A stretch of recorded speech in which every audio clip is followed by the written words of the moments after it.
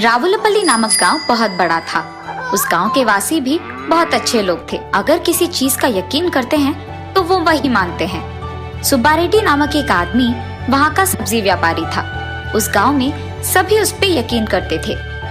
वो एक नेक इंसान था और हर रोज सुबह ताजी सब्जी लेकर बेचने आता था और उन्हें कम दाम पे ही बेचता था।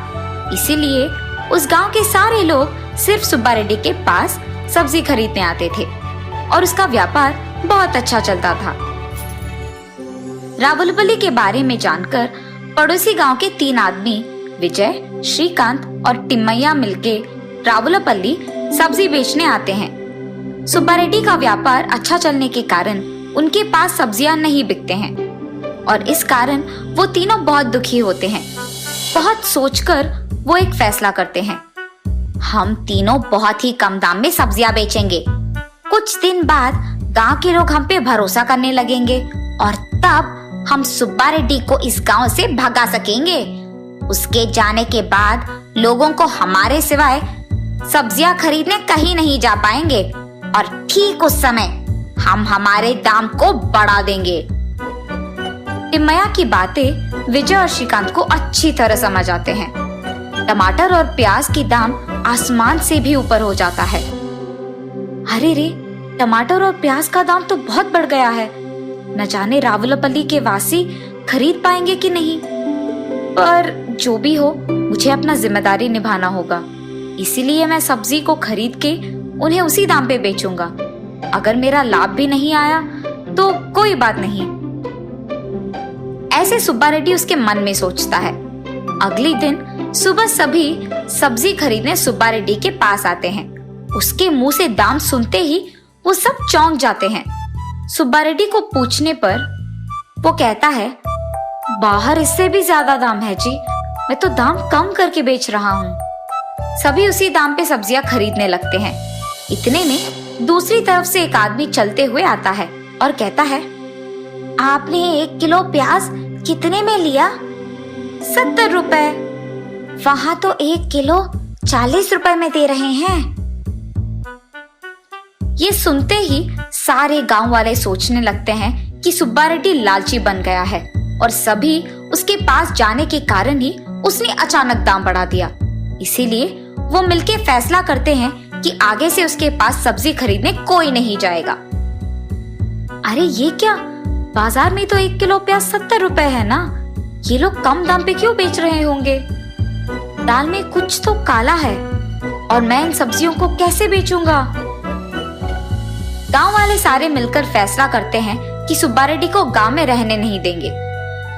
सुब्बा रेड्डी के समझ में आता है कि ये सब पड़ोसी गांव वालों का किया है, लेकिन उसे समझ नहीं आया तब कि ऐसे कम दाम पे बेचने पर उन्हें तो नुकसान पहुंचेगा। तो फिर वो क्यों ऐसे कर रहे हैं? तब उसे समझ में आता है कि उसे गांव से भगाने के लिए ही उन्होंने ये सब किया। श्रीकांत, विजय और टिम्मैया के फैसले के मुताबिक ही सब कुछ हुआ था, लेकिन सब्जियों को कम दाम पे बेचने के कारण उनके कर्ज बढ़ जाते हैं। तब वो सोचते हैं कि इस गांव में सब्जियों की रच तो हमारा है, हम दाम बढ़ा देंगे। और वो बहुत हिम्मत से दाम बढ़ा देते हैं। सुब्बा रेड्डी के चले जाने के कुछ ही दिन बाद रावुलपल्ली में सब्जियों का दाम सोने से भी बढ़ जाता है। सारे गांव वाले हैरान हो जाते हैं और उन तीनों से पूछते हैं। तब वो कहते हैं कि बाजार में तो यही दाम चल रहा है। अब गांव वालों को सब्जी खरीदने के लिए डर लग रहा था और उनके पास और कोई चारा भी तो नहीं था। तब गांव वालों को सुब्बा रेड्डी की याद आती है और सोचते हैं कि बेचारे को उसकी गलती के बिना ही हमने गांव छोड़ने बोल दिया। इतने में एक बूढ़ा आदमी सब्जी बेचने उस गांव में आता है और वो सब्जी बहुत कम दाम में बेचता है। बस सारे गांव वाले उसके पास खरीदने आ जाते हैं और उसके पास सब्जियां खत्म भी हो जाते हैं। उस बूढ़े आदमी को सभी रोज उस गांव आने के लिए कहते हैं। ये जानकर श्रीकांत, टिम्मैया और विजय को बहुत गुस्सा आ जाता है। तीनों मिलकर उस बूढ़े आदमी को चेतावनी देते हैं और कहते हैं कि अगर इस गांव में रहना है तो हमारे कहे दाम पे ही सब्जियों को बेचना है, वरना हम तुम्हें यहाँ नहीं आने देंगे। बूढ़ा आदमी अगले दिन आकर आराम से सब्जियों को उसी दाम पे बेचता है।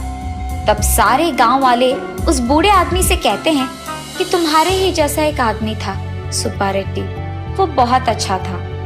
तब वो बूढ़ा आदमी उसका नकाब उतार देता है और सबको पता चलता है कि वो असली में सुब्बा रेड्डी ही था। आश्चर्यचकित होकर सभी उससे पूछते हैं कि ये सब कैसे हुआ, और सुब्बा रेड्डी सभी को सब सच समझा देता है। उसके बाद गांव वाले श्रीकांत, विजय और टिम्मैया को गांव नहीं आने देते हैं। रावुलपल्ली की प्रजा को उनकी गलती का एहसास होता है और पहले जैसे बहुत खुशी से जीने लगते हैं।